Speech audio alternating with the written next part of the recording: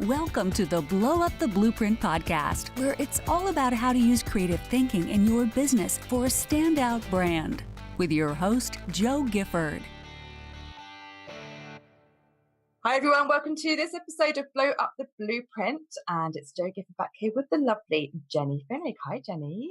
Hi Joe, great to be with you. Lovely to have you here, my darling. So do share with my audience who you are and what you do in this world. Oh my gosh, who am I? I am a woman on a mission. Yes. We can all identify with that, right? I wear a lot of hats. I'm a mom of 3. I'm a wife. I'm a yogi. I actually just came from yoga. So I'm like still in my Zen out. Yeah, I'm like, feeling so good. Full confession, I'm wearing the yoga pants but haven't done the yoga. Okay, well, I got the pants on and I did the yoga. Good girl. I took off like one of my yoga tops. It's like, let me put on a sweater because I'm actually going to meet a client after this right down the road because I live in the Berkshires of Massachusetts in the wonderful US of A. And we have a place called Kripalu. I don't know if you've heard of it or your listeners. It's wonderful. It's the largest yoga, wellness, and personal development retreat center in all of North America. So when you come over, you can get my ass over and actually do the practice. Yes, exactly. So this new client just joined my mastermind and she was going to be at Kripalu this week. And I was like, you know what? Let me come over and let's have lunch. Oh, so, gorgeous. Yeah. So I have a great business, call myself a spiritual business coach. Really what I do is I help my people who are primarily coaches, creatives, healers, female entrepreneurs who know that they are here for a reason. They feel like their work was spiritually gifted to them from God, Goddess, the universe, the divine, to help them do it on a grander scale and to do it in a way that doesn't hurt them, that doesn't, destroy their relationships, that doesn't destroy their health. I think sometimes when we finally find the thing that we're meant here to do, if you're anything like me, it took you some time to figure it out. We fall in love with it, but then we hurt ourselves in the quest to do it. We start neglecting these other areas of our life that are meaningful and that matter to us because we're trying to keep up or we're trying to kind of follow what we think these other people are doing. And even though it really is not us at all. And so my work is to help strip away all that BS and get my people back to the core of who they truly are so that they can in fact cash in on their calling in the world. Oh, I love that. And I love the fact that this is beautiful. I actually follow on from the last episode of the podcast, with Lindsay Marino, where we talked about the fact that actually when you plug into your true creativity and your intuition, that is actually where the cash is. That's where the business growth is. That's where it all is. But it's the thing that we resist the most. Mm-hmm. Yes. Why do you think that is? Oh my gosh. Yeah. I talked about this I was on Carrie Green's podcast, from the Female Entrepreneurs Association, and I totally talked about intuition. It scares the shit out of us. It scares us because so many people are petrified of quiet. They're petrified of silence. That used to be me. I lived in New York City, one of the loudest cities in the whole world. I was like, woo, noise, lights. There's no space. There's no nature here. And so I was just consumed with noise and distractions and everyone else's opinions and directions, crowding out my own inner voice, right? And so society conditions us to just be really fucking loud and fill our world with lots of busyness, with lots of consumption. We're on the computer all the time. We're working all the time. We're shopping. We're drinking. We're watching TV and numbing, all these everything. Things. That's the word. We are numbing. And so once we stop, and that's why I love yoga so much, right? Yeah. You don't need to numb when you're practicing yoga. You learn to sit with uncomfortable sensations in the body and breathe through them. And for me, when I'm in yoga, I get some of my greatest downloads. That is, I've made a lot of money going to yoga. This is such an important point. If people aligned doing what you love with making lots of money and realizing that the two are actually linked, that when you design your life your way and do things that light you up, I was saying with Lindsay earlier that if I allow myself the time to get my paints out and to go crazy on a canvas or to play my violin or to go walking with the cat like I just did over the field, my cat comes wandering with me. That's so cute. To immerse myself in nature or to go to my kettlebell class or to go for my run or whatever it is, the stuff that we squeeze out of our really busy schedules, actually you are making more space. And in that space is where the magic happens, isn't it? Your true power. that is in that space, you will get the most amazing ideas, and they're probably going to freak you out. And I think we should talk about that because often it's going against the grain. It may make no logical sense. You're like, this is crazy. For me, when I was living in New York City, I was doing this whole corporate game and I was so miserable. I was making money, but I'm like, oh my God, I can't keep doing this. This is not sustainable for me. I knew that. And so when I would get these downloads, like, it's time to walk a new path. It's time to go.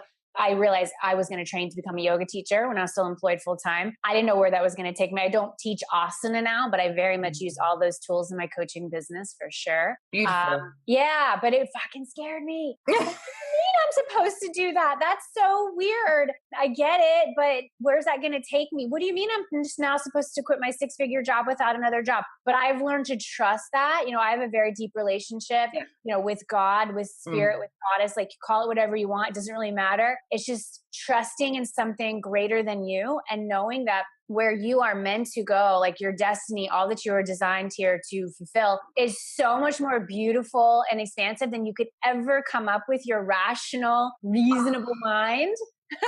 Just for the listeners, I'm giving it a little hand wave of a kind of yes. And so much of that resonates. So what was your corporate job? What was one that you had? Yeah, well, I had 2 different careers. I started in public relations. I thought I was like going to be, the head of a PR agency. Yeah, I was like working on these big clients and traveling the world with different celebrities, and it was wild, but I didn't love it enough, and that was really heartbreaking because I thought I was supposed to love it more. And I was supposed to love it more, and I just didn't. And I couldn't fake that. And I knew, I was wise enough to know it wouldn't be a smart move for me just to go to another PR agency to work on different clients. I was at one of the best agencies in the world. So I would just be at a different location with the same shit.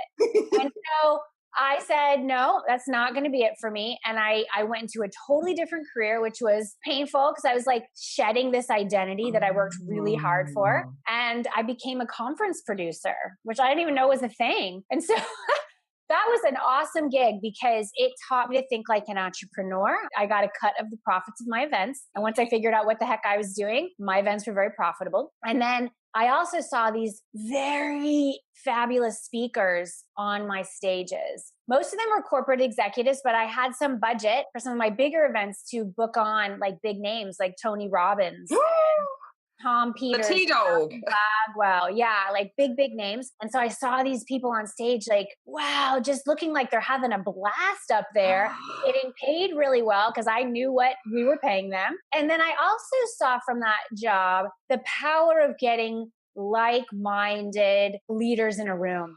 Oh my gosh. In a physical room, which is why I've always had a live gathering element to my business since the beginning. I was doing like live workshops as soon as I graduated from coaching school. I was like, let's do a workshop. And I've been doing live gatherings ever since. Now my gatherings really take more of the shape of retreats because retreats are like my zone of genius. I absolutely love them.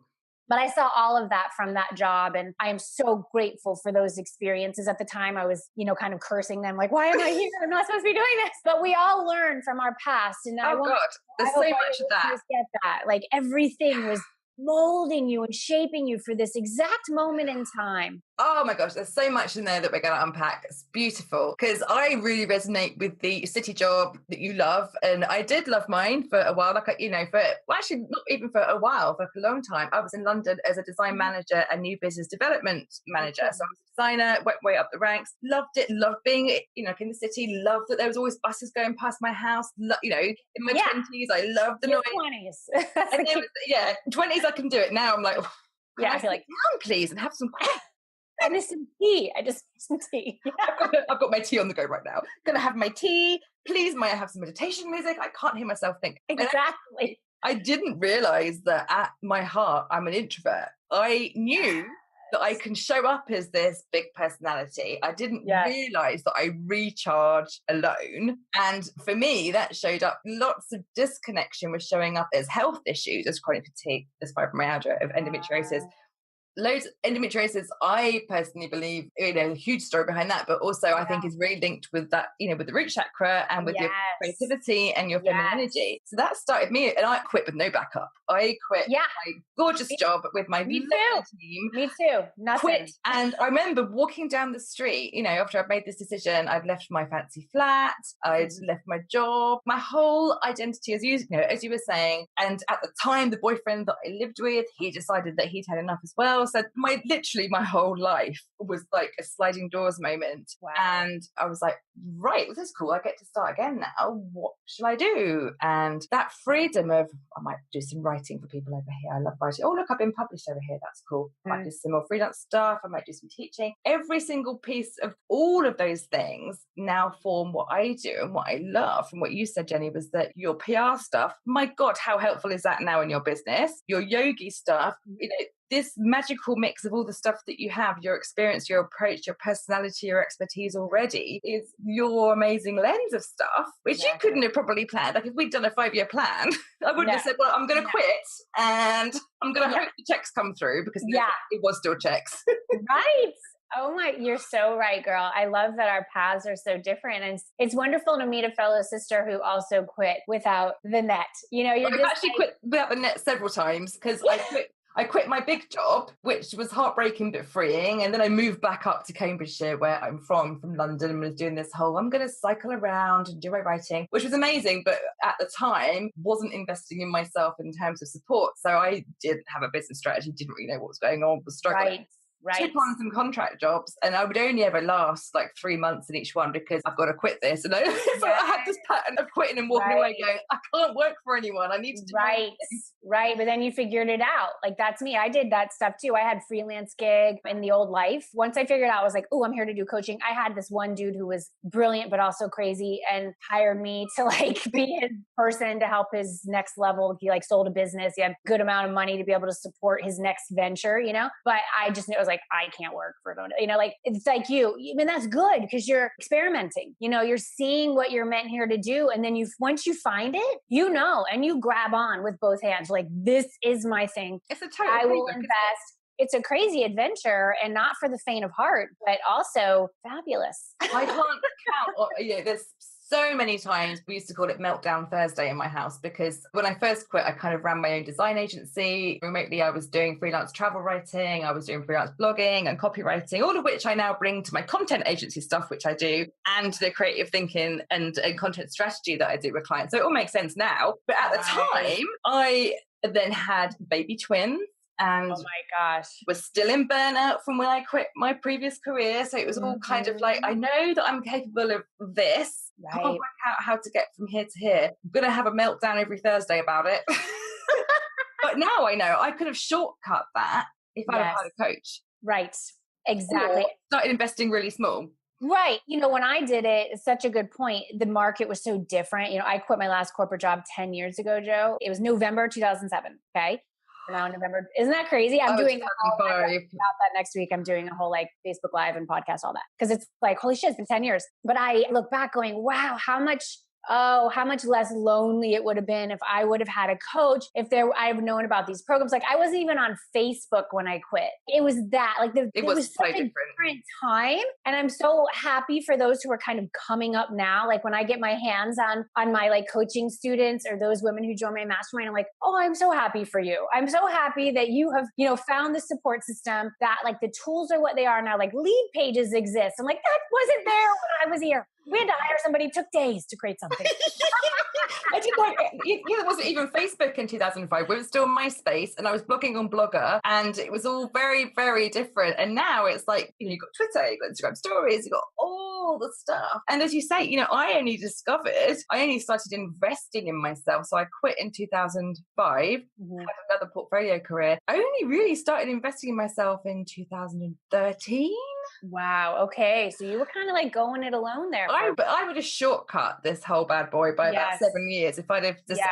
For anyone listening who's like, well, that's fine, Joe, but I can't invest. Joe, where should I start? I started with an ebook, and then a slightly bigger course, and then you make the money back and you go, right, a slightly bigger course, and then a coach for a small amount of hours, and then a bigger program, incremental.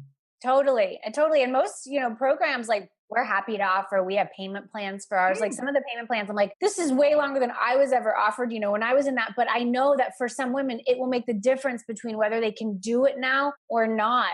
And so there's always ways. I went to my first ever female entrepreneur conference because I was at a point of like, okay, the path that I'm on, the kind of model that I was taught in the coaching school that I attended, I was doing the math. And again, when my last corporate job, I made close to $200,000 a year in that job. So it wasn't like I was making nothing. Yeah. And now I'm like, no, I was making something. And so now me going back to making like 30K in revenue in this, that's not going to cut it. And that was really the model that I was taught, was like, take on a lot of these private clients for like $300 a month. And at that point, I got pregnant in coaching school with my first ever child. And I didn't want to go back 5 days a week working with a phone attached to my ear. This was pre-Skype, pre all that. I'm like, this model isn't going to work. Okay. And I've got to figure out how to make it work because we live in New York City. My husband works, but he doesn't work in finance and he's not a lawyer anymore. He used to be a lawyer before I met him. So yes, he earns money in his career, but not enough to support our entire family. Okay. And I knew that going in. I didn't marry him just because I wasn't going to be able to work anymore. I was like, and I want to work. He's like, I love you as well. Yeah.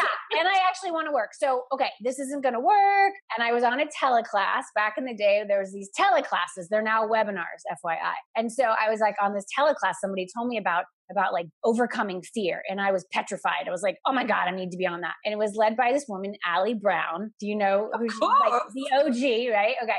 The OG, Allie Brown. I was like, who's this Allie woman? So I hop on, I listen to her voice. I listen to what she's saying. I'm like, oh, she was giving great content and then telling about this event that she was hosting in like a month's time in Las Vegas. And I'm in New York and I'm like literally buying my ticket on the thing, looking at flights. I'm going to go. I was still nursing my son. He was at that point 10 months old. And I'm like, I have to go there because this isn't going to work. I sold my wedding dress to pay for that ticket.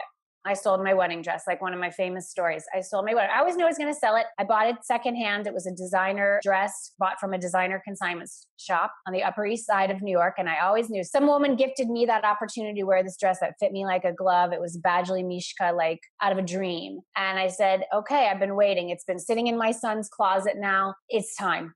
It is time. What I love about that image, such a strong visual image of your commitment. You're literally married, like you're committed to the next piece of your journey. That is beautiful. Mm-hmm. Go girl. And also with a 10-month-old, like I was back consulting when the twins were 9 months old. I remember going to like arts council meetings, like slumped over the desk going, right, brainstorm.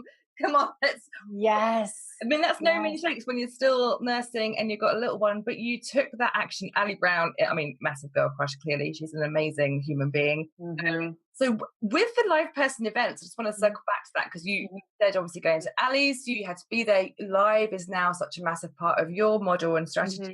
What is it in the dynamics that happen live that is particularly special, do you think?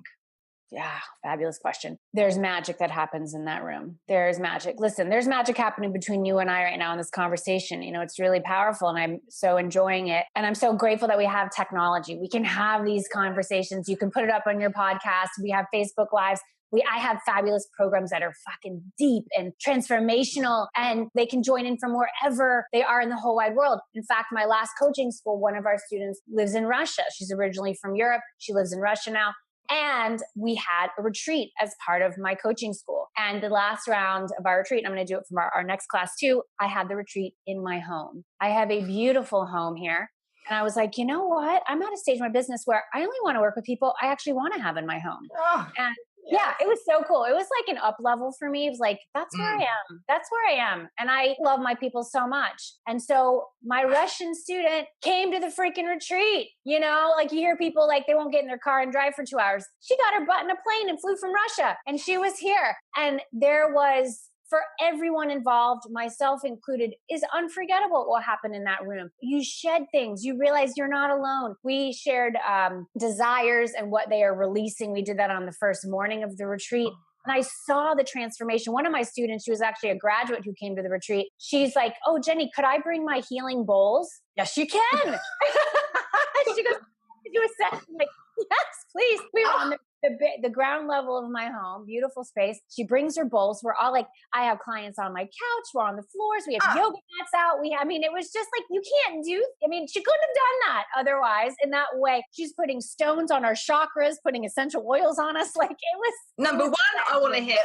I want to come to the next one. I'm going to be on that couch with all the bowls, the essential oils. I'm going to be like lying around with my glitter and like, come on, let's do this. Glitter is welcome. You know, I often have these moments when at the moment, I've only been doing, sort of virtual stuff, but a few kind of, one-on-one in-person. Yes. There's more planned for 2018, which I'm so excited about, of in-person stuff. But what I love even on the remote stuff is that, with my Brand Your Brilliance group, where we're all about, finding that special, sort of matrix and, projecting that so you get the right clients, so you design the business you love by putting out the right message, is that every single one of these people I adore, and we all rock up exactly how we need to be in that moment. So if we have a group call, I've been known to be sitting there with my glitter on still from my morning rave, or that was one of my best ones. I was like, sorry guys, I haven't had a chance. I've just got back. We're like, it's cool. We love it. Or if you need to be in your nest with a cup of tea, fine. If you need to be, on the beach, as some of my clients are, I'm like, cool, do what you need to do. And I'm like, and now when I speak to people who are commuting to their jobs, who are exhausted, or come back, I'm like, oh my God, you can design your career to fit your life. Like, I'm going to hop off scene and then have dinner with my kids and probably do some painting with them and, watch a film, hang out with the kids, and then work later on with more amazing clients who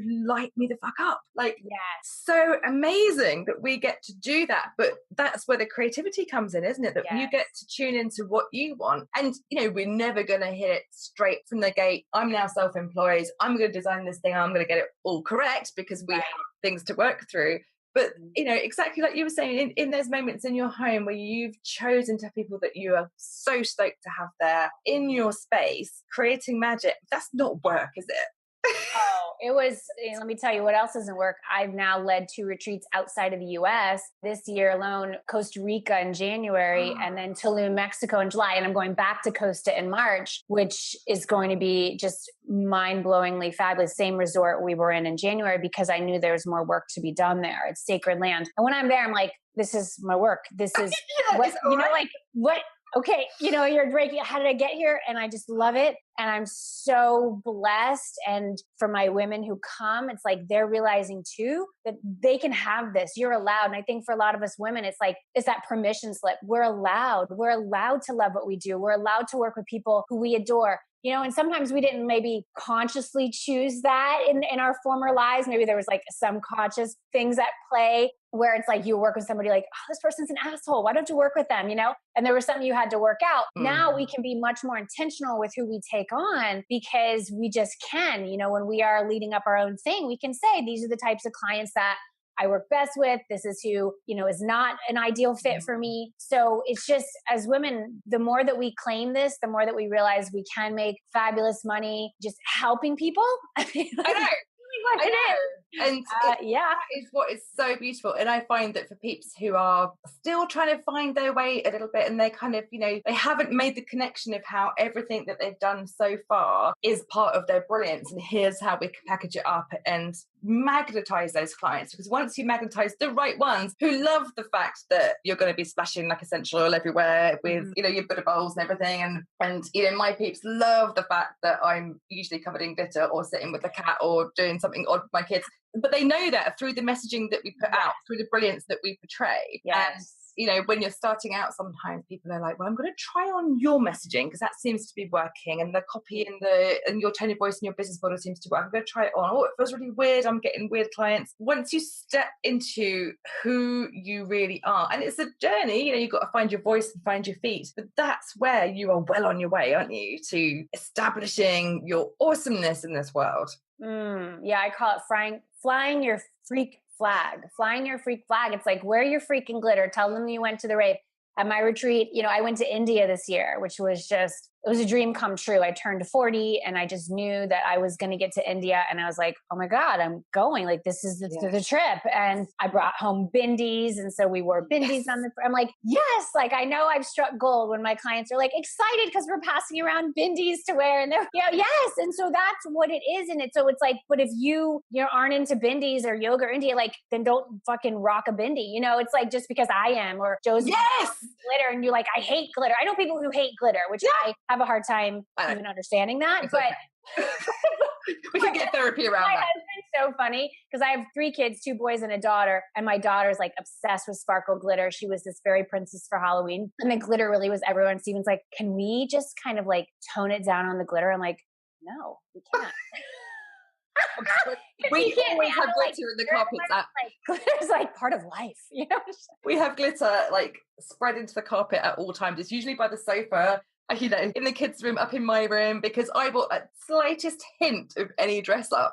Or in fact, just for going out, I'll have my glitter lipstick on. Because I think play is a big part of all this as well, isn't it? We're playing, we're experimenting with what lights us up, whether it's going to India and playing in that new environment, playing into what it means to be in a different perspective, or playing in your retreats and you're in a sacred place. And, for me, it might be playing with different formats of working. It might be, playing with different ideas. Whatever it is, I think we should do that. We do it on a daily basis anyway to stay in your zone of genius, to do tiny tweaks here and there to keep those sparks kind of active. Like, it doesn't have to be a massive kind of like life-changing thing. You don't have to quit something every day. Like we've talked about having a massive life-changing, so quitting things. It might just be that you wander a different way home and you stop at a different coffee shop and you speak to someone new, do something different, play around with stuff. That's where so much awesomeness lies. So how do you see creativity feeding into what you do with your amazing clients? I mean, we've covered quite a lot of it there, just with the whole image of your retreats. Oh my gosh, it's everything. I mean, everything. I consider myself a creatrix. I love creativity. I love honoring creativity. Like this piece of art behind me, it was created. I'll kind of move my thing and you'll see there's like a butterfly on the top. It's called like Sacred Temple Becoming. I didn't paint that. That was one of my students who went through called Get Gutsy Coach Training School. I commissioned that piece from her. She's an artist. And, it's like this whole space to me is like my soul exploded in here. I call it my sunshine studio. That's what I call it. So my soul exploded in space. It did not exist before we put this addition on the house. Like this was outside until a few years ago when I realized I needed an exclusive space that really represented my soul to do my best work. I can work in hotel rooms when I'm traveling. I get inspiration anywhere. But when I'm on my home base, like my home turf, I needed a space that just felt so creative, so supportive. I have a sliding glass door. I can go right out into nature. I have trees everywhere. I mean, I'm inspired everywhere I go. I'm inspired by music. I'm obsessed with Tom Petty. I've been listening to his music a lot. Oh my God. Right? Oh my God, Tom. And I'm so pissed I never saw him in concert because I couldn't. So mad. And he was born in the town where I went to college. I grew up in Florida and he's from Gainesville, Florida. I went to University of Florida. So when he passed, which was also wild that it was the day that crazy shooting went down in Las Vegas. Like, I feel like there's big souls like that cross over when there's like a major thing that happens in the world. I've noticed that like Wayne Dyer, I think Louise Hay, like it was connected to these, like when like a lot of souls were transitioning from something really heinous, it was like these big names who we know are like, I'm out. And there's some kind of message in that. There's some sort of message in that. Anyway, his songs to me are very deep. I get so much from that. And I feel like, my message for my people is to just follow those instincts, follow your creativity, follow those nudges, follow the things that you're like, this is weird, but that's how it works. Like these ideas come in. It's like what Elizabeth Gilbert writes about in Big Magic. The ideas come and the idea has chosen you because you seem like a worthy candidate. You seem like somebody who, you have what it takes to bring this to fruition, or else the idea would not have come into you. And so your job is to decide whether or not you're going to trust the idea and trust yourself and, commit the resources to make the idea real. For me, I work with spirit a lot. I think that's like you are working with the creator. My sister died when I was a teenager. She was 12 and I work with her all the time. She comes to me in different forms. In fact, my mastermind, which is called Glow, she gave me that name. She gave me that name a few years back. I've been leading masterminds few years. Yeah. and had changed form. One was called something, and then it changed into something else. Yeah, it's true. And it was late one night. It was like 2 a.m. I was pulling a late nighter. And I'm like, what is this thing called? I had called my book and my podcast were Get Gutsy. And so I'd really been into this whole Gutsy thing for many reasons. And I was like trying to be super pragmatic about it, like what's called the Gutsy Mastermind. And I was like, no, it's stupid. And like I heard her come in and she whispered something to me. She said, glow. And I just started laughing because I remembered when we were kids. I don't know if y'all had it in the UK, but we had this wrestling show. I've just been watching it actually recently. So good, right? I'm addicted to glow. So good. Well, imagine being like, 10 and watching it and you're like, oh, these girls, they're like, these women, they're so strong. They're wrestlers. And so her and I would watch it. Friday nights, we're at our dad's house. Our parents had already separated and we'd go to our dad's and we would watch Glow.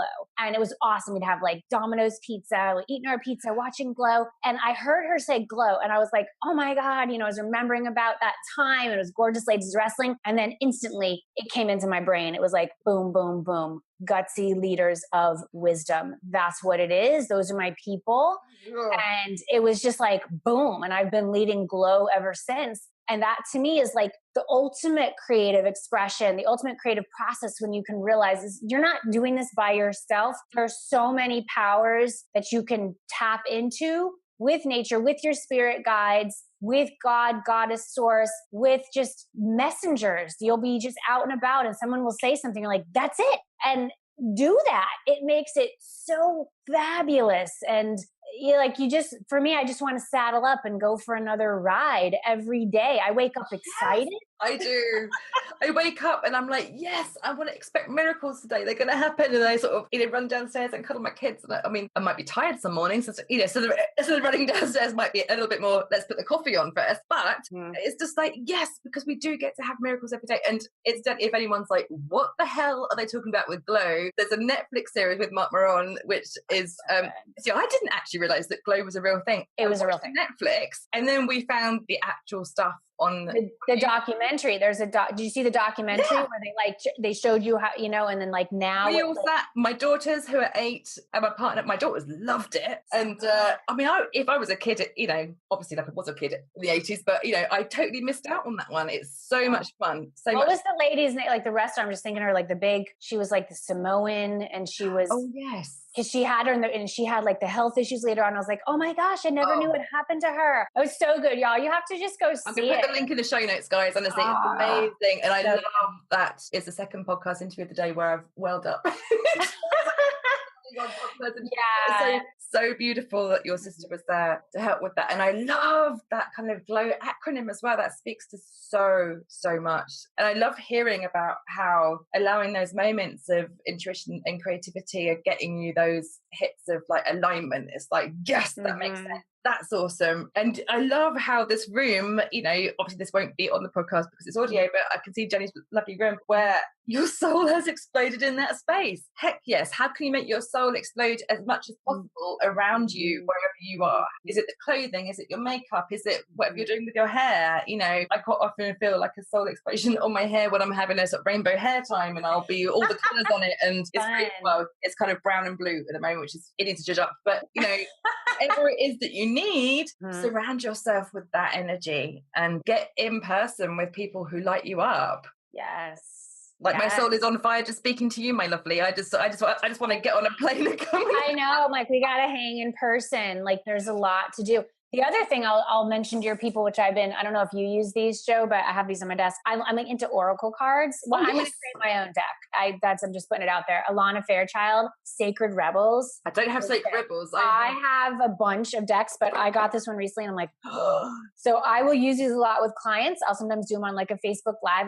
When I feel called, when I feel like I need to pull a card and I'll pull that card and it's always. So I'm grateful to Alana and her illustrator, her artist. I mean, cards are they are exquisite. you They're know, like so beautiful. Guys, I'm going to put these in the notes. beyond the mind, the heartbeats. I mean, they're just the images, they're all women. And it's cool. Like this one, Sacred Rebels, it's like the maiden, the mother, the crone, you know, that it's just the image. And for us women to realize that we are involved in cycles and seasons, our bodies were made in that way. And so, you know, wherever we are now, this is a cycle, this is in a season. One day I am going to be that crone one day, and that's going to be beautiful. And I don't have to wish that I was still 40. It's like there's wisdom at 40 that I didn't have at 20. Maybe my face looks different and my body looks different, but I've never felt better. And I hope and trust that that's going to remain that way for me. I know our bodies are going to shift and evolve, but it's just when we can just celebrate where we are and not wish that we were different and obsess about the 5 pounds that we wish that we could lose, or, you know, all that bullshit. It just holds us back from what we're here to do. We've got power without that stuff. Like, you know,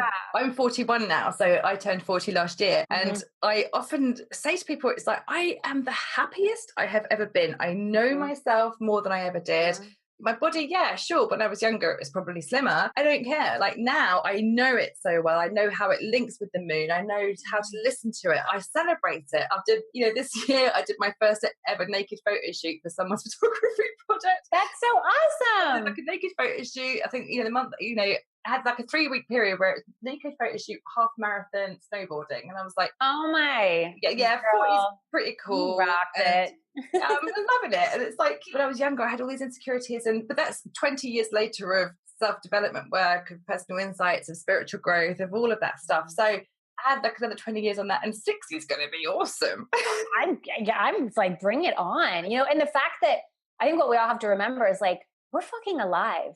And that's a gift. Again, because I learned that really young. I was 16 when my 12-year-old sister died. She was the only sibling I had, or so I thought, until I turned 25. I learned I had an older brother that I never knew I had. Whole nother story. But yeah, my life is really fascinating. So yeah, we're alive. And so you're going to bitch about you got to just come back to this place of like, really?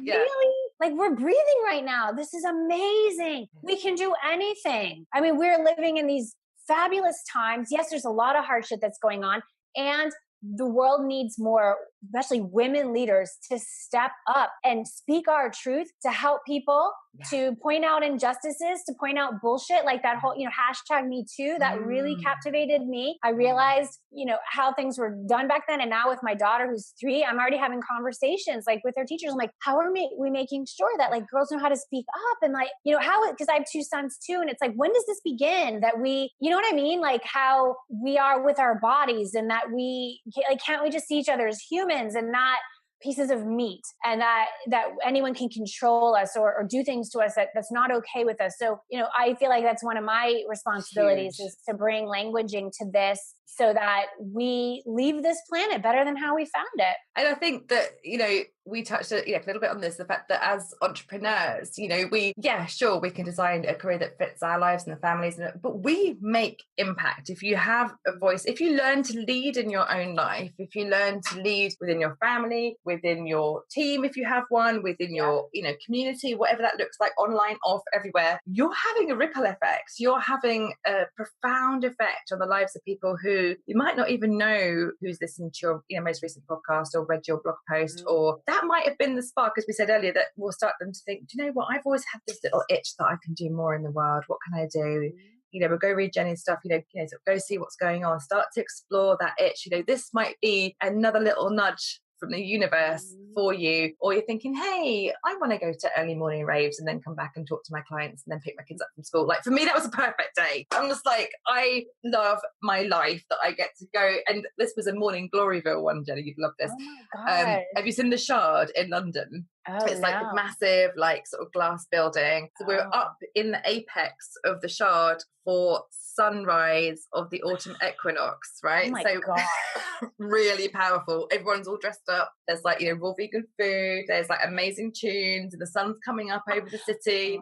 I'm giving it mum dancing, right? It's all a proper like, and then I kind of wander by the river with my partner, have some beautiful breakfast in the autumn sunshine, jump on a train back home, pick my kids up, snuggle up with the film, having served my clients, partly remotely, partly at home. I'm like, done. Thank you, universe, that I get to do this. Thank you.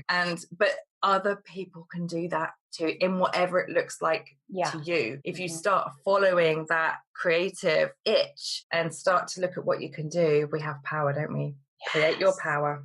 Follow your creativity. It will lead you someplace worth going.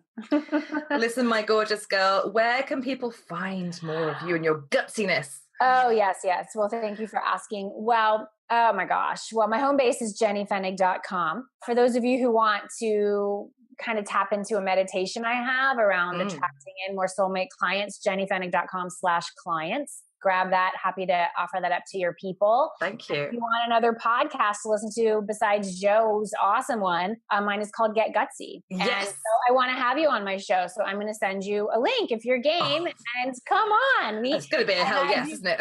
Yeah, my interviews are like conversations like what you and I have done. I find those just so gratifying because it's just real. It's not scripted. It's not like formulaic. It's just because the creative process is not scripted. It is not formulaic. And if you're trying to make it that way, you're going to be really frustrated. And you're just going to be creating something that's like blah. That's just a fraction of what it could be. And so I appreciate what you're doing, Joe, so much.